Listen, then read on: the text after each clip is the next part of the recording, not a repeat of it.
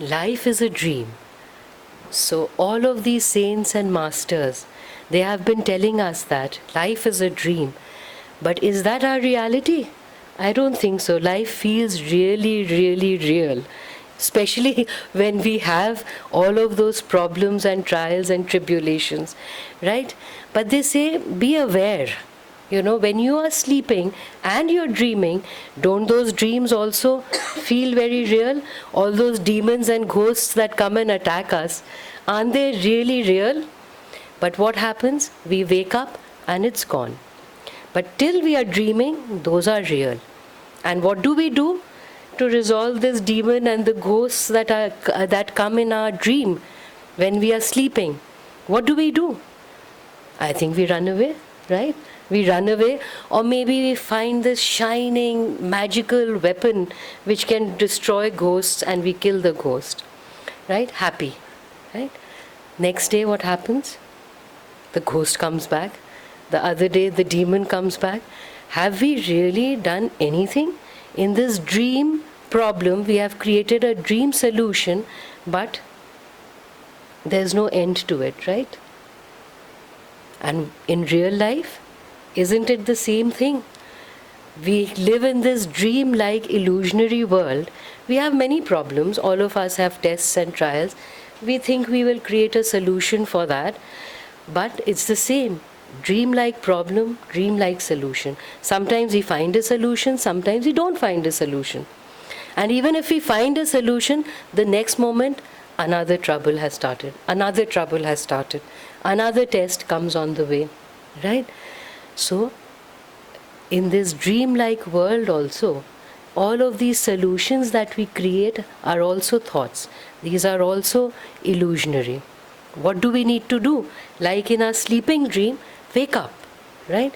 We have to wake up to reality and collapse this dream-like life, this illusion, this delusion we are in.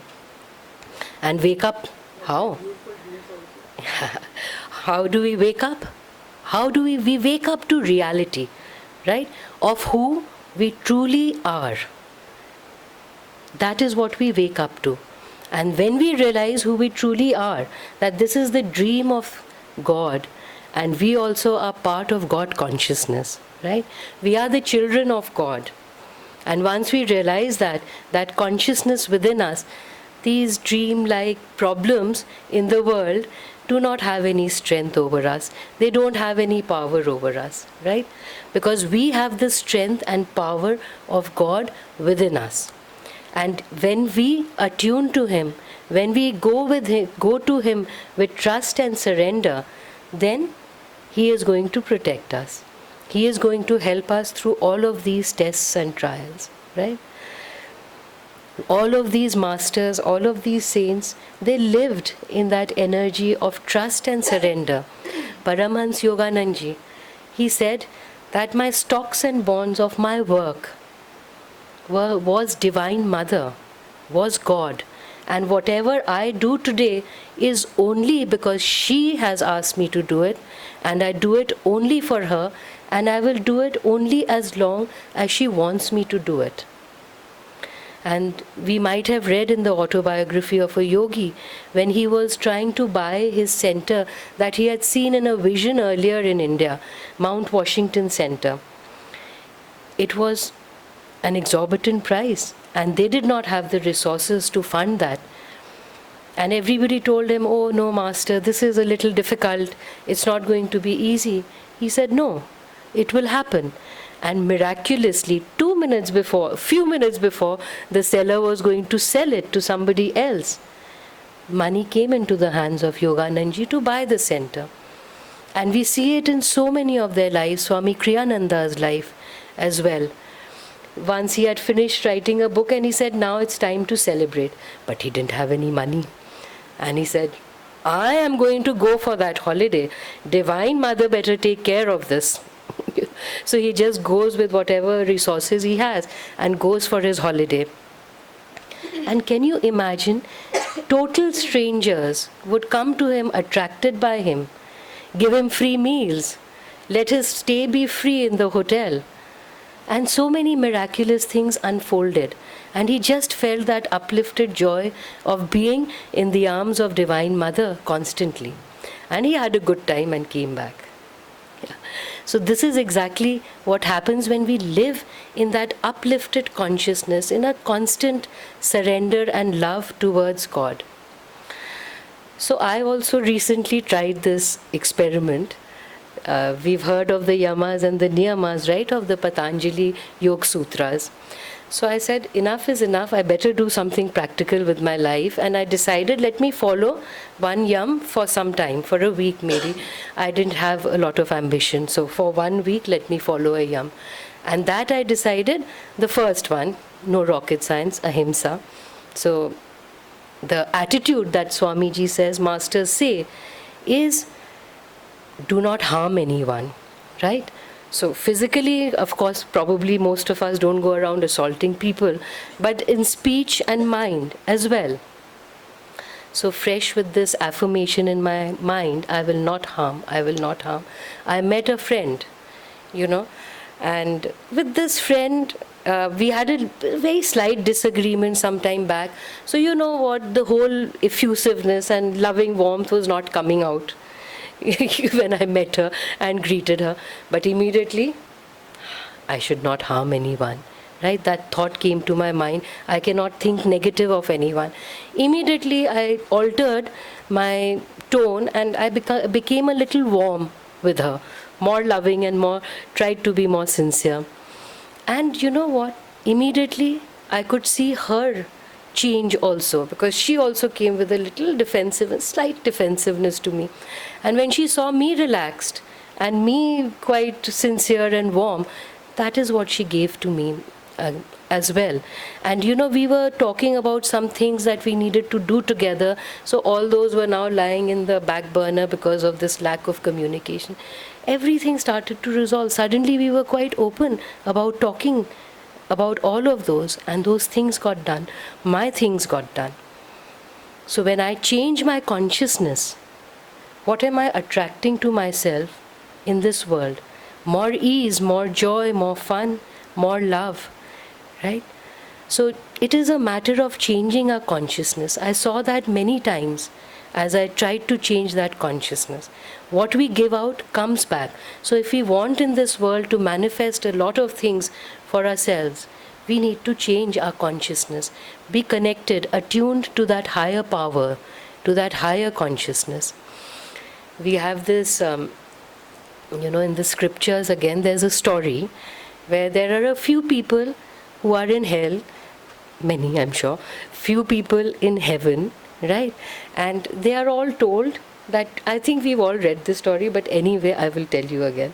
You're not supposed to bend your elbow when you eat, right? So all those people in hell had no clue how to do this, because they're like, no way can I eat this, right? So they starved and they went hungry, and they were like, completely had to suffer for eternity because they couldn't figure this out.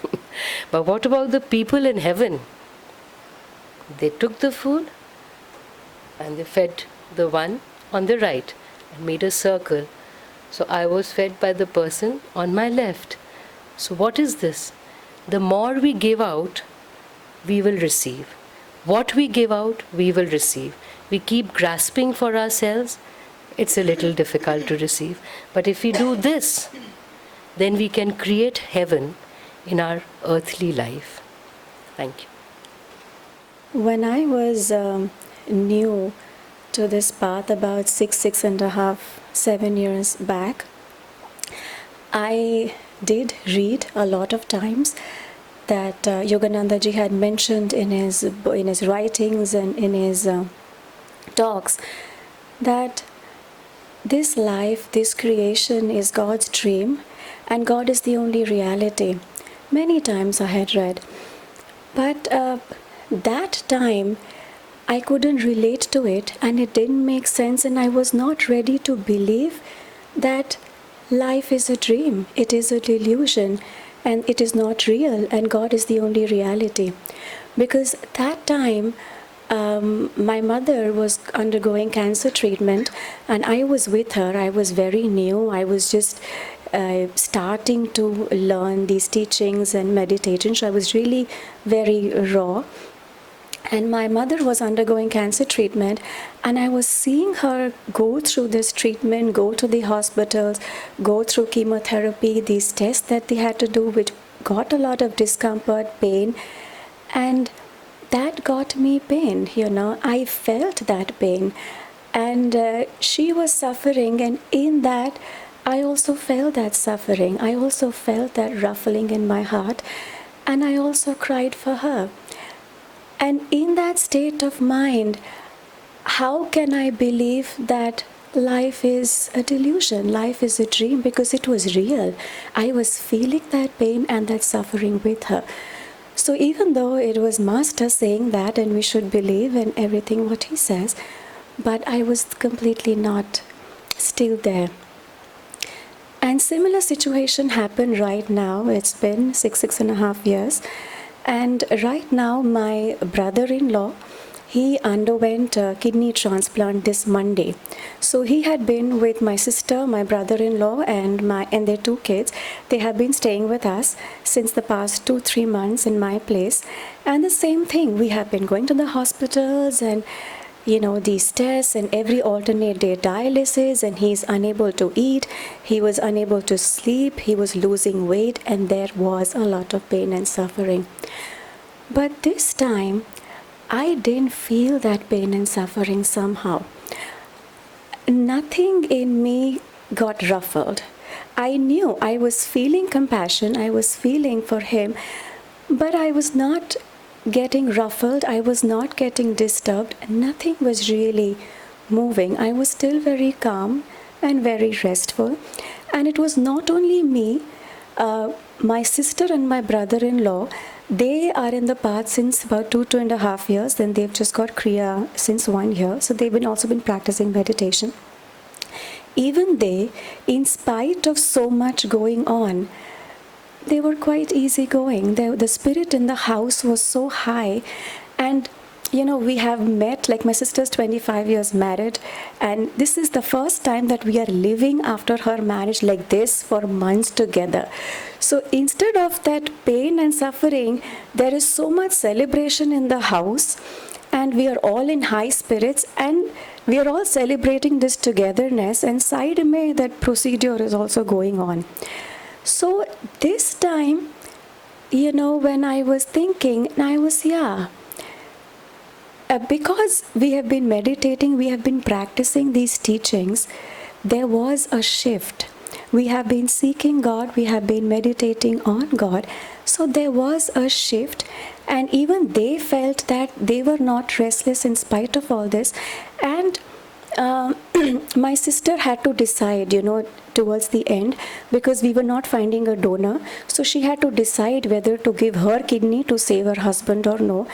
And she said that she was completely fearless. Not once she had any fear or doubt that one organ was going to be removed from her body. And she was completely at rest and at peace, because she knew that there is God, and God is looking after her, and God is watching over all this and will help them resolve it. And so in spite of all this suffering, there was nothing. We were all in high spirits. Another thing really recently happened. It was just day before, and I knew I had to share in the satsang today. And Friday, every day we were going to the hospital. Friday evening, we come back to from the hospital in the night, and I see my right eye is red. And I felt a miracle. I got conjunctivitis, and this was red. It had become smaller, and there was water flowing out, and it had got sticky. There was this discharge coming out, and I was like, oh God, you can't do this to me.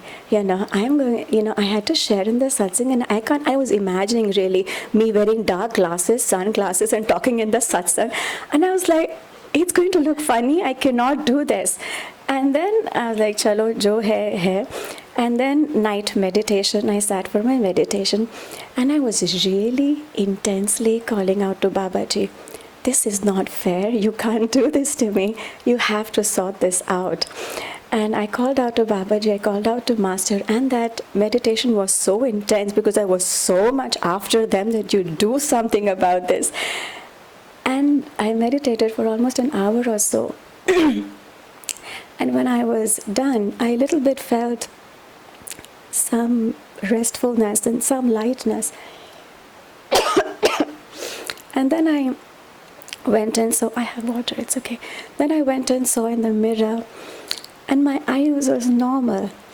वो red था, when I sat to meditate, it was red. And it was normal, it had gone. And I had tears in my eyes that really God is there. And God's grace was tangibly transforming things. How can I then not believe that God is real?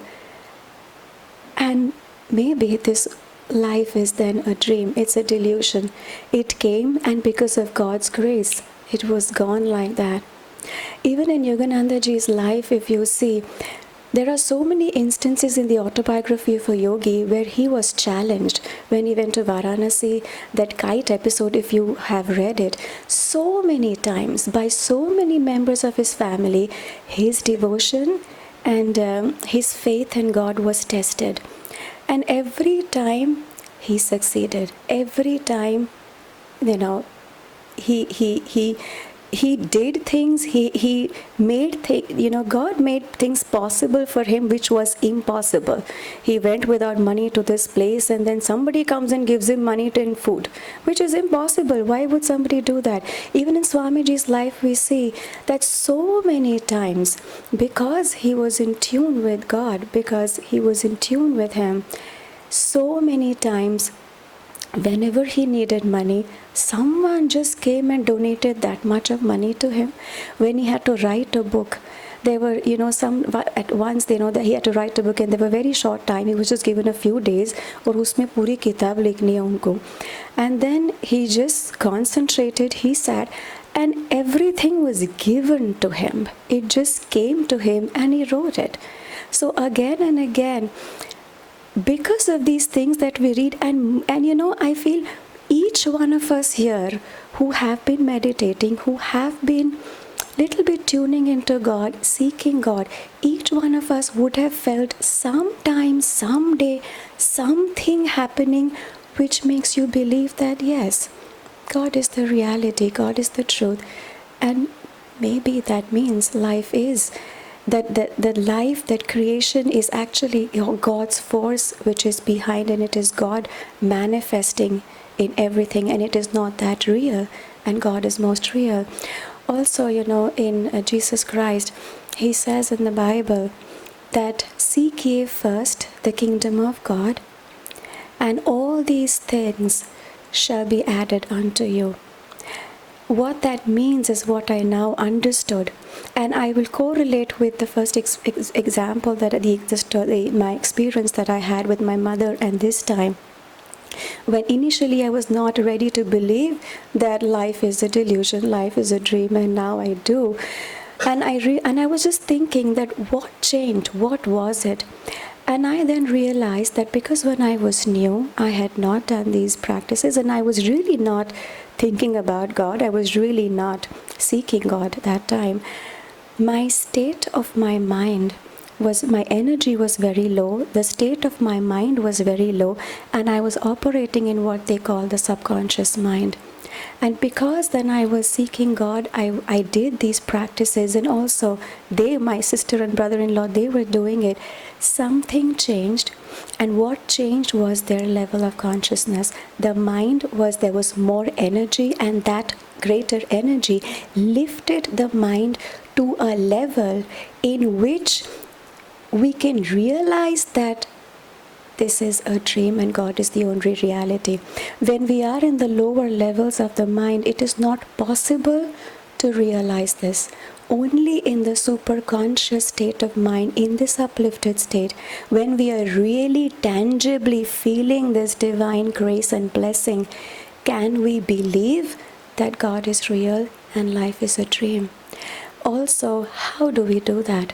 Krishna, in the essence of Bhagavad Gita that Swamiji has written and which is narrated, which was given to him by Paramhansa Yogananda, in chapter 9, the verse 25, I'm going to paraphrase it. Krishna says that whoever worships the gods, in bracket, lesser gods, are going to get that. And my devotees will come to me.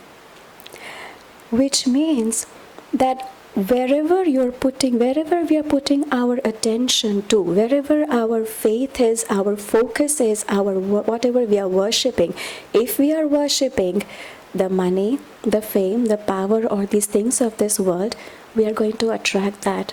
God has given us this power. Whatever you focus to, you are going to attract that. And if you focus on God, you are going to attract God also. God will also come, and He does come. And when He comes, only then we are going to realize that life is a dream and He's the only reality. But how will He come? For that we have to make that effort of lifting our state of the mind, our consciousness from the subconscious to the superconscious. We have to make that effort. We have to give that love. We have to give that devotion. We have to give that self-offering and immense faith in the God. We have to seek God. Only then that can happen. And so I feel now the choice is in our hands, that do we want to keep wandering, remain in this delusion, incarnations after incarnations, believing that life is real and that is it there is? Or do we want to do something about it? Do we want to seek God, which is actually the real force behind creation, and which is actually the real force behind everything? And once we have that kingdom of God that Jesus said, seek ye first the kingdom of God, and all these things shall be added unto you. And that kingdom of God that He speaks about is the superconscious mind. When we are in that superconscious state, everything that we are putting our mind to, everything that we need, the people, the situation, the things, God will make sure it comes to us. Thank you.